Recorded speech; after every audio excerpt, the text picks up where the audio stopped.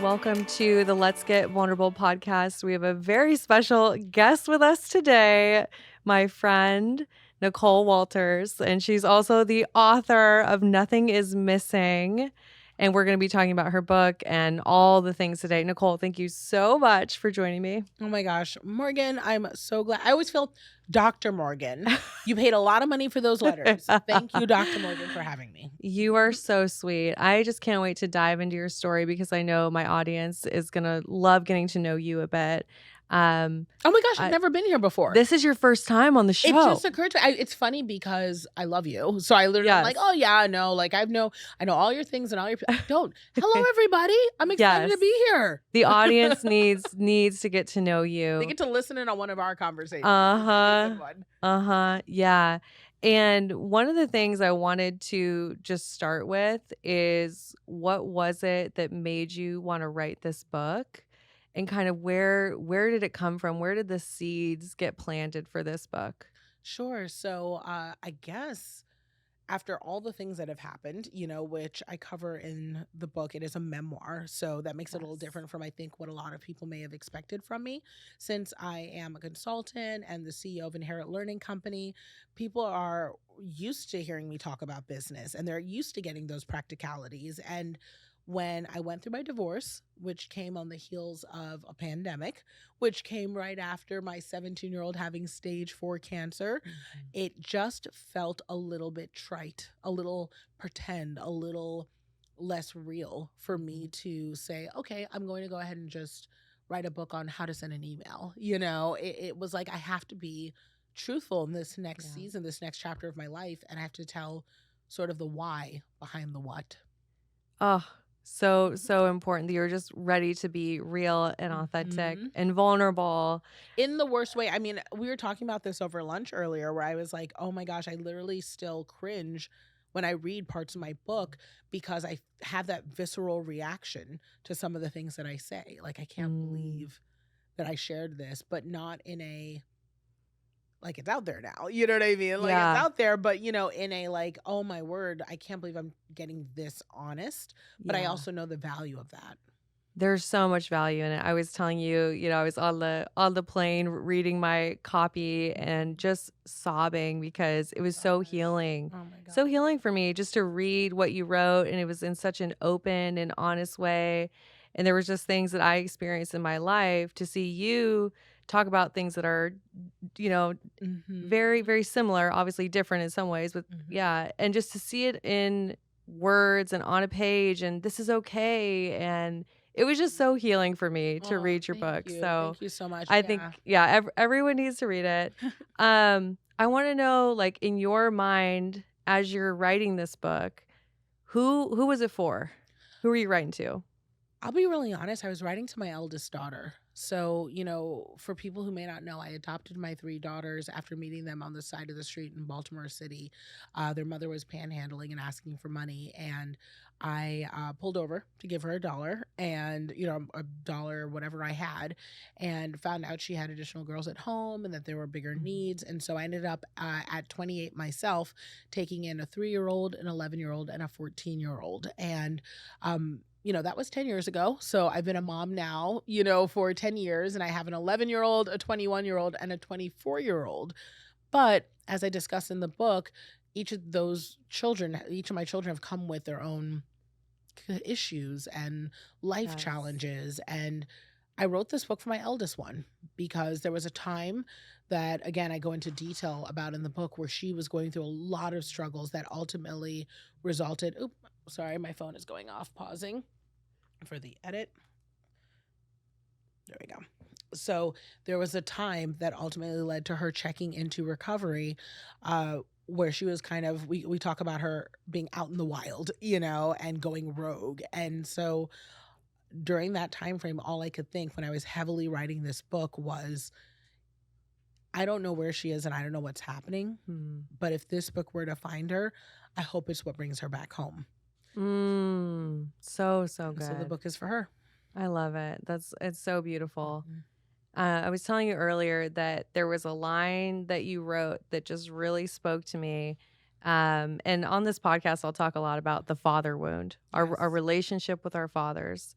And you wrote, I was traumatized by my father. I was also loved by him. Mm-hmm. And that, the nuance of that, of understanding that, yes, you can experience trauma and you can also experience love. What was it like for you to revisit the relationship with your father as you were writing this book? So what's interesting, and you're asking all the very good questions, I did a lot of therapy work prior to even starting the process of writing this book. I mean, before I could even have so when writing a memoir, it's different. You are basically challenged to go back into the memory of your mind, stare at some of your most difficult moments, but not get lost in them, and then describe them vividly, plus extract lessons. Mhm. It is really hard to do, especially when dealing with the father, Mhm. and those types of relationships. But about 3/4 of the way into my writing process, my father also passed away. He had Parkinson's. And it was very interesting because as I was writing about it, I actually went back and started writing about him differently. Because what I found, and I've never said this anywhere, after he passed, was that one, I'd already mourned the father I never had. So I Yeah. wasn't experiencing loss or grief in a traditional way because our relationship was so challenging and difficult and traumatic. But then I also found that there was a whole new perspective I had because here's someone who always talked about later and eventually, and eventually I'll be kind, eventually I'll meet my goals. And I didn't realize I was part of childhood me who still thought, as long as he was still alive, that maybe I'll see him take the vacation or realize his goals or change or something. I thought I'd healed all of it. And Yeah. so I actually had to go back and go through my book again with another because I realized my father wound wasn't actually all the way closed until after he passed, and I was able to kind of put a final line on, Mm. okay, here's a man who came and never did what he said he would do, including be kind to me or apologize for what he'd done. And so how is that going to affect the words I'm going to say regarding him into the world? And anyone who reads the book will see. Oh, so powerful. Yeah. And I think my own relationship with my dad, in reading your book, it was really healing for me to see what you wrote. So I encourage anybody with a father wound, Thank which is a you. lot of us, Yes, it's a a lot of lot of us. us listening, Mhm. like you will get a lot out of these pages. Yeah, So thank you so much. And also, I mean, I think what's the bright side of it is it's not like a lot of memoirs where they're just talking about these awful, terrible, traumatic things that their parents did, and yeah. you're like, wow, I can't believe you went through that just like me. No, it's that, but it's also, and here's what that actually meant, and here's where I Yes. went with it, and here's how I used because some of the hardest part, and I mean, you're the therapist here, but some of the hardest part about having trauma and difficulties with your dad is that, like, I learned from him too. Like, he would say Yes. horrific, terrible things in one context that I would still take and apply in a different meaning to fuel me to get stuff done. And it's like, that's really crazy because he shaped me in so many ways. And yet I'm not proud to say I was shaped by this terrible person? Yeah. So I go through that a lot in the book. Yeah, so powerful to look at that. It helped you become who you are, and Hmm. there's so much gratitude for who you've become, Yep. right? One of the things you talk about too is there was a part where you wrote like you wanted to stand outside with a sign telling kids that they were enough or that they were worth more. It was when you had gone to a school and you saw the conditions and you Hmm. weren't happy with the school. Hmm. And I recognize myself in you of wanting to show up for kids in a way where they just know at their core that they are enough. Absolutely. And yeah, just tell me more about that. Like, where does that come from for you of wanting to show Sure. up that Well, way? we've talked about this, about how kids pick up so many messages based on how they're treated, not necessarily just based on what you say. And so in this particular story, I was talking about how I spent a lot of time at my newly adopted kids' schools, kind of Yeah. figuring out what were their needs and why were the grades this way and why were they lacking in certain ways. And in this particular story, something had occurred that resulted in me having to haul my mommy self right down to the school Yeah. and let them know, who my kid was, right? And when I got there, I realized they were just lacking in so many Yeah. ways. They didn't have books, they didn't have supplies. I mean, it was a huge problem. And I think oftentimes we look at problems like that and we say, oh, the issue is they don't have books. But the issue is, what is the messaging we're telling kids when they go to school and they don't have books? What is Yeah. the messaging when a kid grows up and they don't have food? Well, yes, it's not having food. That is a problem. They need food as, Maslow's hierarchy of needs to stay Yeah. alive. But what does it mean what messaging are they taking mentally Mhm. when the kid says, I wasn't important enough that someone provided food in my home? And in parenting children that were older and came from challenging circumstances, that really forced me to look at that for myself Mhm. too. Where was I told I wasn't enough, wasn't worthy, wasn't important enough, not just based on whether or not I had my needs met, but that the messaging subliminally was that I wasn't a priority. And I think that's where I see that a lot with kids who are like, well, I had good parents. I had a home. We had vacations. We had soccer Yeah. camp. I don't know why I still feel this way. It's because you weren't made a priority in other ways, and that's why Yes. you feel that way. It's so foundational to everything, right? Mhm. And that sense of being enough and knowing you're enough and knowing your worth. Obviously, that shapes our decisions in Oh, dating and yes. how we pick our partners. Mhm. You wrote something where you said you were talking about your early dating decisions, Oh, yes. and you said, "What I liked most was feeling wanted." You were talking about dating and the choices that you made. Mhm. Can you tell me more about that period of your life? Sure, and it's hard to write that sentence out loud because, obviously you're unpacking everything in therapy, but there's a little shame and embarrassment about the person Mhm. I was then where my my desires in a partner were so low that I just wanted to feel like they wanted me around. And obviously that harks back to growing up in a household where I wasn't a priority. It Mhm. felt like I was often in the way because I was expensive to as a child, and I had needs as a child. And, Mhm. I had these parents that were, impoverished and struggling and working hard. And I just didn't understand the adult context around it. But that messaging was one where if I could find a partner who not only took care of a variety of needs, looked great on paper, like Yeah. I wanted someone who had a stable job and like a good family and a good house and a good car and all those things, but also, could make me feel like they wanted me around some, that was Mhm. enough. And Mhm. that isn't enough. That's hardly enough. And, Mhm. all those things on paper are completely in flux. And frankly, for the women listening, you can get those things yourself. That's what I did. If you just buy and get your own stuff, then, you'll know where you really want it. Right. So, I'm not worried about those things on paper anymore. But I can tell you at age, what, 18, 19, 20, when you're Mhm. finally out of your parents' home and you're trying to build your own home in future, those gaps that you lacked when you were younger, you will Yeah. absolutely try to fill them the best you know how. Right. And unfortunately, if you're not healed properly, you don't really know how. And that's what I had to learn year over year over year until I finally got it right. Yeah. And I think there's just so many women who read that book that are going to see themselves in those stories Mhm, too. And you mhm. are a beautiful example of someone who really has done the work and has really Oh, taken it thank you. seriously. It's not fun though. Like, let's just be transparent. Yeah, it's Like, not. it It's has not been, fun. I have spent a mortgage in therapy. I mean, there was a point where I was going every single week, and my therapist was like $350 an hour. Like, I Yeah. mean, I was spending like a mortgage in therapy, Yeah. but it just became such a priority for me. Like, really, honestly, I know you have programs that people sign up for, and sometimes it can be so difficult to say, why would I spend this money when I don't even understand the outcome, right? Because I don't even know what's wrong with me. I just know I don't like Yeah. this feeling. Yeah. When I tell you that all I knew was that if my life could get 1% better because I had the ability to make better partnerships and better relationships, because secure Mhm. attachment was an issue for me in my office. It was an issue in my relationships. It was an issue with how I parented my kids.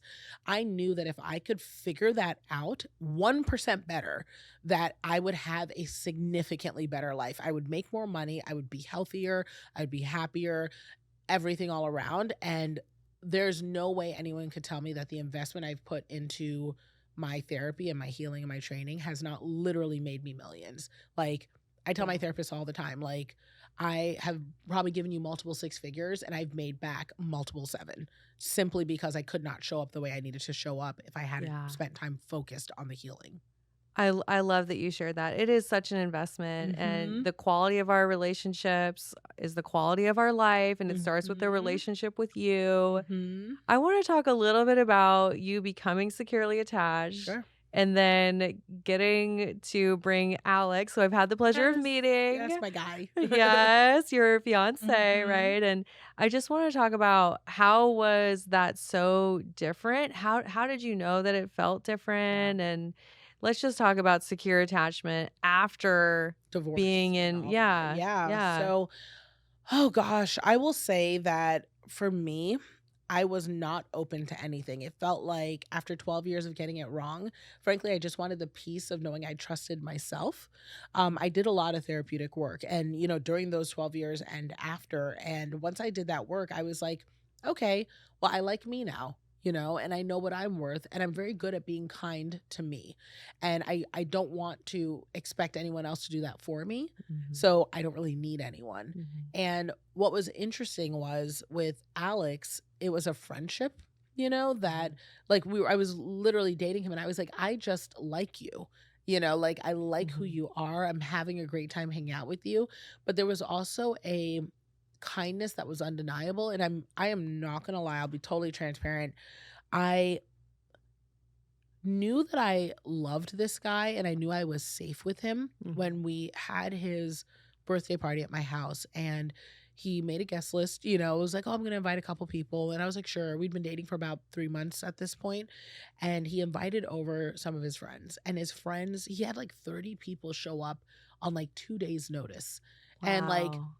in LA, that can happen, but hit or miss, right? People will literally flake on you the same Yeah. day, right? So it was like to have that many people show up on just 2 days' notice, that I was like, that really says a lot. People Yes. show up for this guy, but then it was what people were saying about him. So Mhm. he had friendships that were like 20 and 30 years long, people he'd known from fourth grade. Yes. Everyone said, look, he's the moral compass of our friend group. He is a good guy. He's the guy I call when I need someone to go pick up my mom from the airport. Like, Mm. the way people spoke about him and the way that they loved him, and I could see that through their eyes, was the way that I could trust how I loved him. And I knew that it would be a privilege to be in love with him because he is Mm. such a good person. So it felt like a freestanding person outside of myself, that I was like, gosh, it feels so good to be in his space and I know I'm safe here. That's like the best way I can describe it. Oh, you're giving me goosebumps. Okay, I was like, it's my first time ever really being in love before, so, like, I don't Yeah. know how to describe it, but it's that. It's like a Yeah. complete trust. Like, I understand now when people in movies run back to save the person they love from the building. I used to scream at the screen like, "This is insane." Like, Mm. the person's definitely a goner. Why would you run back to the building? Like, you could still be alive. I just Yeah. didn't get it. Now I understand it because I'd rather run back and have a 1% chance at saving him than continue I have a 100% chance at living without him. Wow. And, That's like, that's just beautiful. totally like, I get it, you know? That's Mm. the best way I can describe it. I don't know, but if you haven't been in love, like, that's like, but I also don't need him, you know? It's Yeah. like, it's so Yes. Oh my nice, gosh. you Yeah. know? And you are describing secure attachment. Mhm. This is secure attachment. Reliable. Yeah, You know they're gonna be there. easily, yeah. That kindness, being attuned And my to brain isn't, you. like, crazy brained. You know how, like, you Yes. worry about, like, when you're not in a healthy relationship, "Oh, well, they didn't text me back, like, what does that mean?" Or, they didn't call. Like, for instance, while we were doing this, chat, I Yeah. literally got a phone call from him, and I was like, "Oh, I'll just call him back." And I'm not worried that it's because 'cause he'd call me back and it was Yes. urgent, or, like, I'm not worried that that's gonna mean anything. I mean, literally, things just are what they are. There's no Peaceful. secondary peaceful. There's no secondary meaning, there's no underlining messages, there's no games, there's no stress, there's no struggle. We're both being wildly successful, pursuing our independent things, and we're each other's priority. Like, family is our Yes. core shared value. Our family comes first. So he's a musician. So that means he gets like tours, that he goes on. Mhm. And I've literally seen him turn down tours because he's like, this would take me away from the family for too long. And I don't have to ask for that. Mm. Like, he knows that Mm. that's our value. And he also Mhm. knows that I would do the same thing. So it's like, it's just Mutual. an understanding, Yeah. and, I don't ever feel like I have to fight to be seen, Yeah. it's just One thing I amazing. love about secure relationships, I know this is true for you and Mhm. Alex, but having someone where they would never just go talk badly about you Oh to one of gosh, their no. friends or I to mean, their also, family. I'm an angel. How would he even like, But you you know? know those people that like if Yeah. you're in a conflict with your partner and then they're Mhm. gonna go talk to their family or they're gonna Mhm. go talk to your Oh, it's a friends, non-thing. like Well, the thing is, in a secure relationship, it doesn't even get there because if we yes, have a conflict, we're not even going to leave it sitting for that long where it yes, goes somewhere else. And even if he did talk to someone else, I don't worry about it being a bashing me session. right, I know that it would be a here's what happened. How could I look at this differently? Because I need to get back in there, like so help me get back in there. Like I yeah, literally have zero. It's funny, I never even thought about I have zero concern that right. that would ever be an issue. It's the 100% Yeah, trust I have that no you want the problem. best for one another. You know Mhm, that you're gonna do what's best for the mhm, relationship, what's best for mhm. each other, and just having that trust. It's Yeah, it's it's like such a a non-thing. I wouldn't even worry about him, like, going somewhere and bashing yeah, as a matter of fact, it's funny, sometimes we'll go to dinners, like, if you've ever been to, like, group dinners or group parties and you see the couples that, like, make fun of each other and they think that's, like, funny, like, yeah. they bash each other, "Yeah, well, if she could get ready faster," like, these little digs, Yes. and every time that happens, we stare at each other like, "This is so uncomfortable," or, like, I sad know. because we're like, "That's not" like, I would never make fun of him in front Yes. of other people. Like now to each other, oh my gosh, we rib each other all the time. Like that is literally our relationship is we're like little Right. jabs. And I'm like, like we'll make fun of each other that way privately. I would never do that in public. Like Yes. it's like it shocks me that that would be the case. It's so uncomfortable to watch. And we've gone to like each other's workplaces, so like I'll go with him to his like music things and he'll come with me Yes. on my book tours or whatever. And whenever he comes with me, he is my boyfriend, and when I go to his things, I'm his girlfriend, and Yes. I mean, I guess husband, wife, whatever, like, but people ask me, "Oh, what do you do?" And I'm like, "Oh my gosh, I'm in the industry too, but I'm mostly just here, supporting Alex. I Yeah. just love everything he has going on, and like, God, isn't he great? He's been practicing this. Like, I will just go on and on because it's easy to do because he's amazing, but he does the same. Then like he'll walk up and he'll be like, "Oh my gosh, she's being bashful. She's this." Like we just It's reciprocal. we're on each other's team, Yes, you're on each That's the other's best part, and team. I can tell you Yes. that was the biggest issue in my previous relationships that I felt like I was on a different team, and that if something went wrong, Yes. I was to blame, Oh or my we were fighting, gosh. like, who was to blame versus, "Aren't we on the same team? We lost," you know? Yes, I've had some clients say that they felt like they were the quarterback, but that their partner, like, didn't know what the play was. Like, they're, like, Mm, trying to be on the team, but, that's like, good. there's no communication happening, That's right? So it's good. like, yeah, you're on the same team, the communication's there, you know what plays are being Mhm. run, And you're if we gonna win lose together. together, and if we Yeah. win together. Like, Amen. Yeah. when you hear the quarterback who's talking about the great win, they're like, how did you make this happen? You carried this whole win." And the person's like, "There's a team on the field. Yes. It wasn't just me." That's what you expect to hear. Anytime you hear someone say, "Well, I'm amazing, and of course I did," you're like, "Oh, that guy's a jerk." You know what I Right. mean? Yes. So it's nice because that's not the vibe in our relationship. Our relationship is Yeah. very like, "Oh, wow, like, we're a team." And honestly, we model this for our kids too, like, so our kids are like, "We're a team. If we don't help with our chores, it lets the team down," So, like, Yes. our kids understand that we all play a role in helping us get where we need to go, and I think we model that with ourselves first. It's so good. Oh my gosh. Mhm. We I still have issues, though. This is me gabbing about the good stuff. Like, we still but anytime we have a disagreement, Yeah. it's just like kinda like watching a movie and thinking that the ending should be one way and another person thinks it should be another way, but, like, Yeah. both of them could work, Both could but we're work. both surprised that the other one thought it would be the other thing. That's, like, what our issues are like. Yeah. And I always say about secure attachment, it's not that it's perfect. It No, is yeah, not it's perfect, true. but it's that you can get to repair. You can get to repair Mhm, mhm, quickly. mhm. You're not Like, we get going, sad if we're, like, in a disagreement too long. yeah. Like, literally, I think that whenever we have, like, a disagreement where it's like, "Okay, we're at an impasse, it's too hot, let's just kinda let it, cool down for a little bit." Then we'll come back and we're like, "This sucks." Like, we're literally, Yeah. like, even if it was like, "This sucks, I don't feel good about this." And he's like, "Yeah, this sucks." And I'm like, "I'm still upset, me too. We're gonna need to talk this through. We are. I'm not ready yet." Okay. Like, that's kind of how we are, Yes. but it's Yes. never a, "You're leaving," or "We're breaking up," Oh or my like, gosh. it's never that. No Just threats, none of that that. just that difference too, because I know you and I've been in that kind of relationship where it's like that threat of like, well, I'm done or Oh, I'm leaving or every 5 whatever. seconds is Oh my always gosh, that. that's so Mhm. exhausting to Or be in even that worse, that place. you're not done, where it's like it's just gonna simmer and until it's not there anymore, and now we're just like, we never talk about Yeah. anything. We never solve anything, we just move on, like, ugh. Yeah.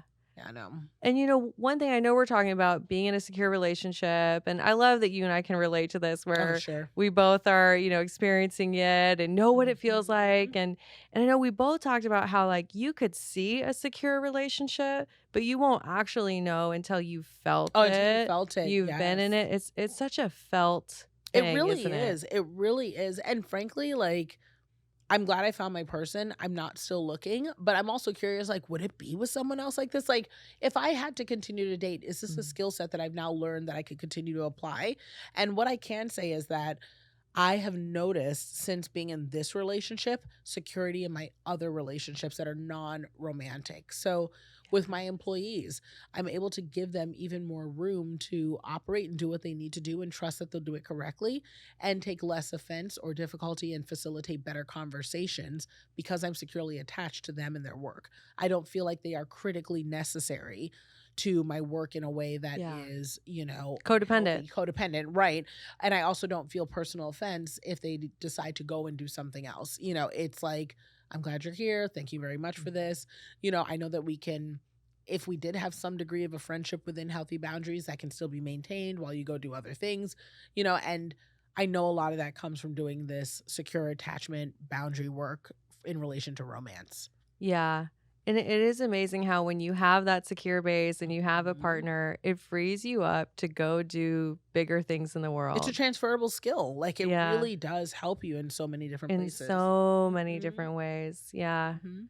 I'm curious, like, one of the themes in your book is talking about knowing that you're enough, knowing your Mhm. worthiness.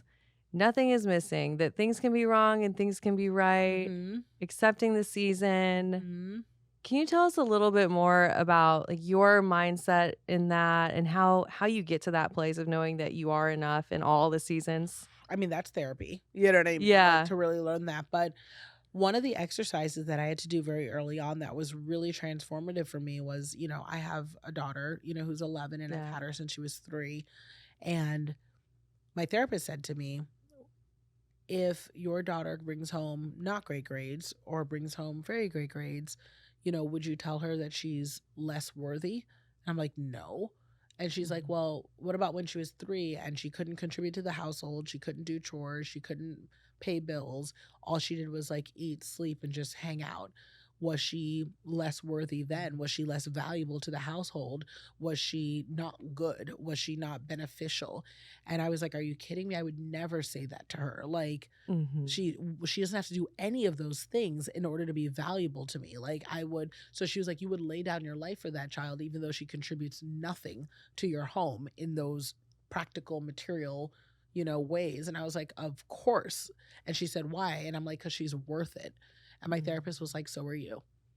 And it Mhm. was transformative for me to realize that between the time that I take my head off my pillow and between the time I put my head down, my worth does not change. I wake up worthy. And Mhm. it doesn't change because my worth isn't in how much I have or how much I do. And it isn't about what I lose. It's just a state of being. Mhm. We are worthy because we exist. And that means that just by your existence alone, you deserve to feel safe. You deserve to be fed food. You deserve to, breathe and feel love, and all of those feelings are not things that are attached to money or opportunity or Mhm. success or appearance. And it's society that has now put these sort of measurements around these things. And Mhm. unfortunately, because of lack and because of parenting and because of all the different things that come at us, we start thinking that it's related to our worth. But if you do the hard work, you realize and you learn, that you're still worthy. And I still have to work on it because I still get those triggers, Yep. from before. So it's not a perfect science, but I at least can challenge those triggers with the language that's like, no. Like, sure that, show deal didn't go the way I wanted it to. It's not because I'm not worth having a show deal. It's because the deal didn't work out. You know what I mean? And that Mhm. is a totally different thing. And sure, that date Yes. didn't work out the way I wanted it to. And it's not because I wasn't good enough for that person.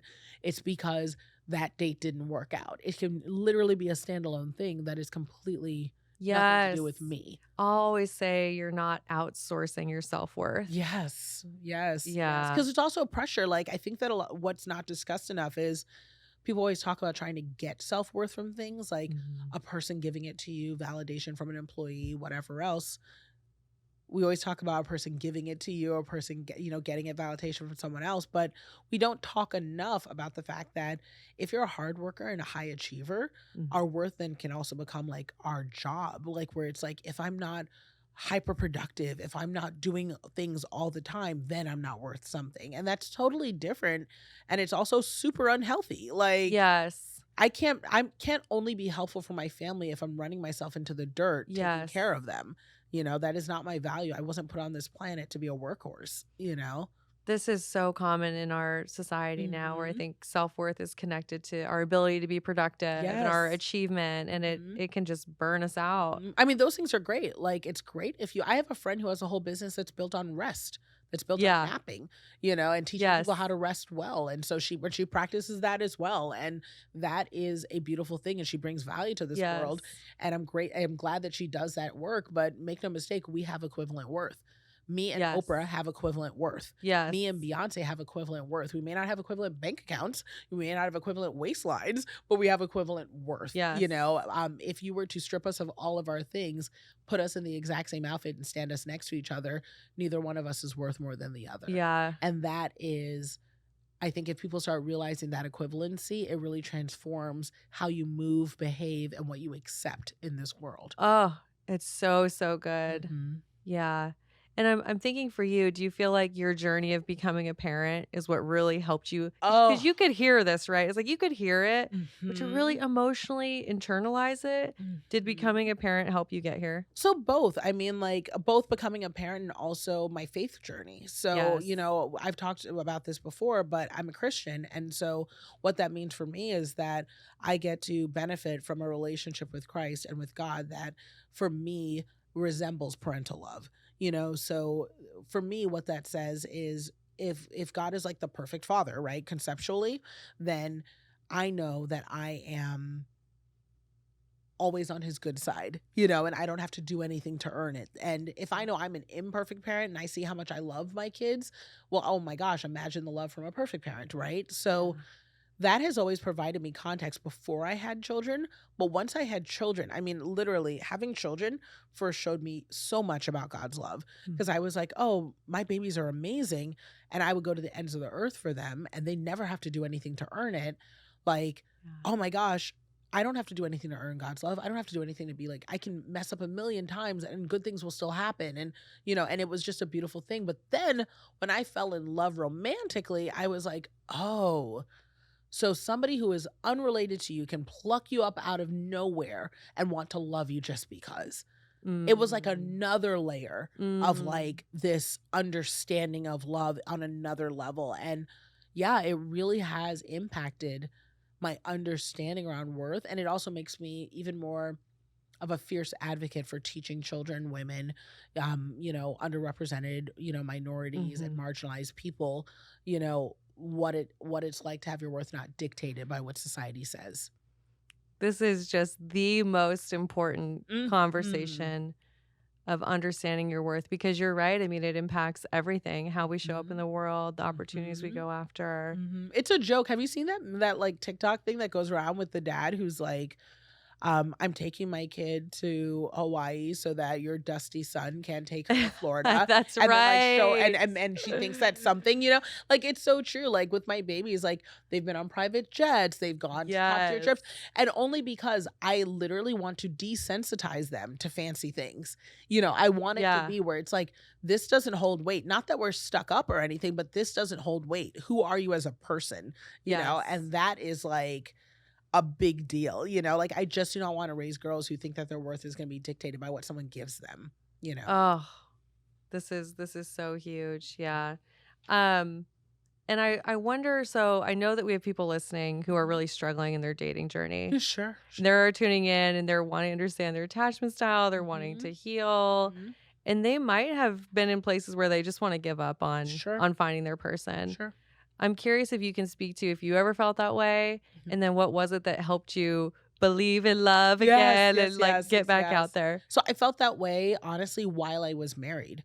Like, I Yeah. literally was like, Oh, maybe I'll just stay here. we gotta pause for a second. Mhm. There's so many people in marriages that feel that way. Can we just like normalize that? That feel Because alone in the marriage, and no oh, one talks about that. And yes. in the marriage, I was like, I'd given up idea of love. Like, I was like, that just isn't a thing. It's a partnership. Mm-hmm. And I also stayed for even longer because I was like, I won't find anything else. So let me just stay here. And so when I found myself divorced unexpectedly, it was certainly not first in my mind to find someone else. What I can tell you is it's better on this side.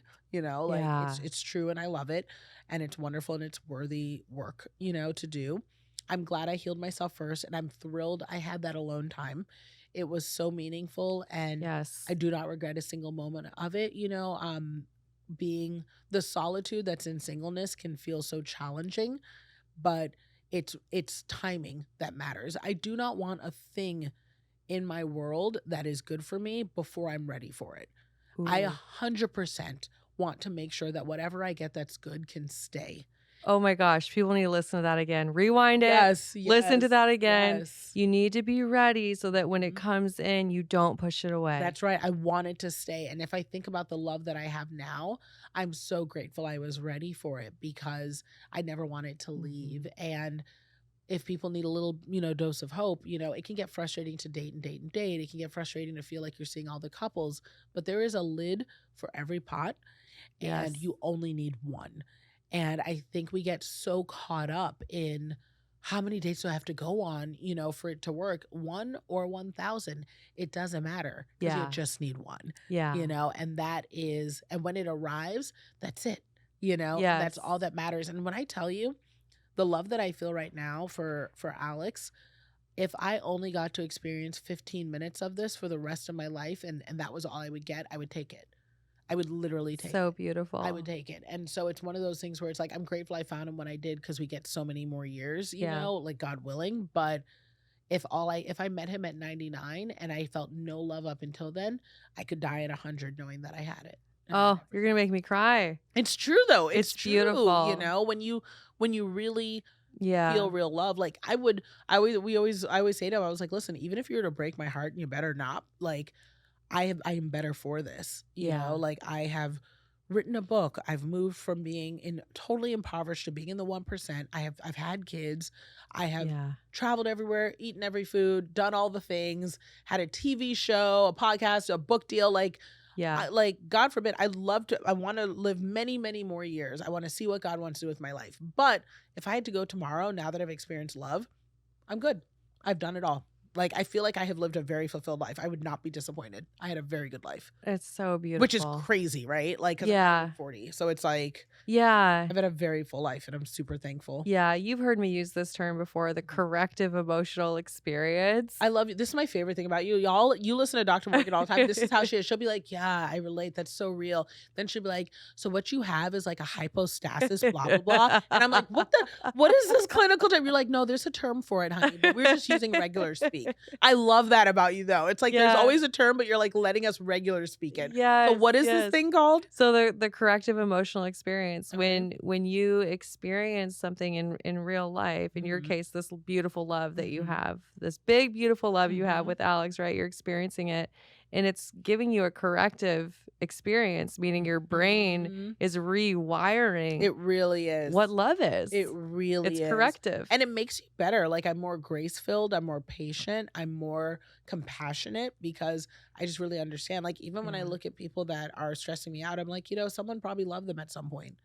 Like, like, or that child was made out of love, or that child is seeking love. Like you really understand it more. And it doesn't mean I don't get irritated. It doesn't mean I don't still like cut people off on the freeway. I'm like God's still working on me, but it's definitely opened up my heart to understanding in ways that I couldn't before. So I'm grateful for that. Yeah. No, I love your story so much, obviously. Thank you. And I just know that when we have a desire for love, and no matter what our past has been, when we're open about that and we are willing to open our heart up and we're brave, there's somebody else who has an equal desire on their 100%. heart. I always tell clients, your heart exists, so somebody else's heart exists with those same desires. And you will find each other. You'll find as each crazy other. as it is, you will find each other. And Yes. it's nuts because, people talk about, well, I'm always the girl that they date right before the get married or whatever else.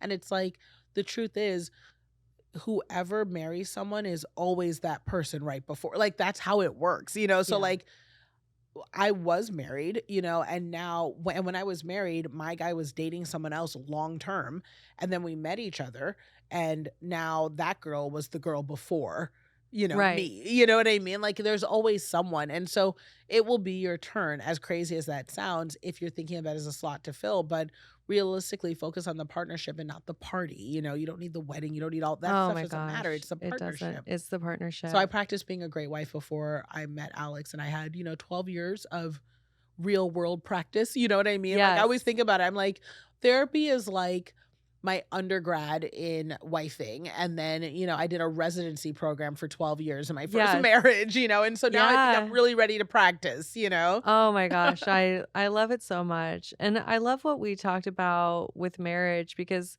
I think people who are single sometimes look at marriage and they go, okay, that's the goal. I just have to get It's married. the finish line. Got to get right? there. Nope. But you never know what marriage really is. Like, you could see the most perfect Instagram highlight reel of somebody's marriage. You have no idea not what at it all. feels like to be in that marriage. Well, and plot twist, you should be defining it yourself.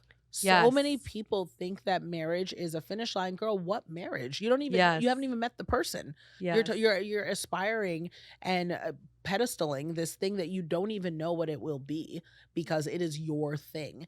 And I have never met a single person who got divorced that didn't say the reason for it was we both had different definitions of what a marriage was. How it manifested is another thing, but one person thought it looked like this and another person thought it looked like this. And so you better believe that you don't even know what your marriage is until you meet the person you are going to marry, and then you start doing it. So it's like you're basically grieving and sad about something that doesn't even exist yet. You know what I mean? Right. So just make yourself great, for whatever it is the partnership will be, because you get to build it together. It's so true.